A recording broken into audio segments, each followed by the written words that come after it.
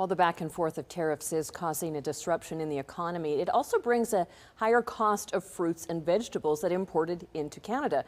But for those that grow and harvest novel produce here, they're seeing a boost in business from across the country. Carson Marsouk reports.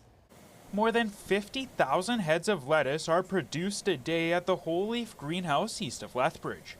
And since talks of tariffs began, the interest for locally grown produce has increased. We've had a lot of interest from our existing and some new customers interested to purchase our lettuce. We have seen numbers go up as the rhetoric from the U.S. administration has increased.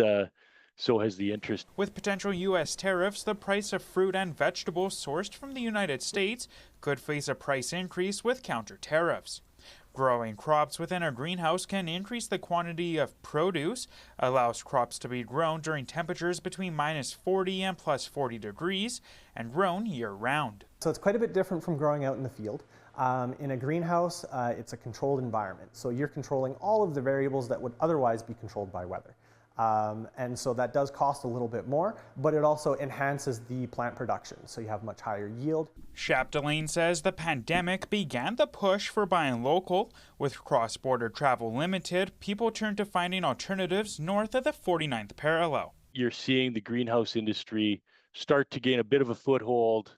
We were the first in Canada with our greenhouse in Coaldale to introduce, this new style of lettuce to the market, and the market has really embraced it. Crops like lettuce and strawberries are the most common to be grown in a greenhouse in southern Alberta, but the possibilities are unlimited. There's definitely some stuff that isn't practical to grow in a greenhouse. These are things like bananas that grow for a couple years and then you have one big harvest.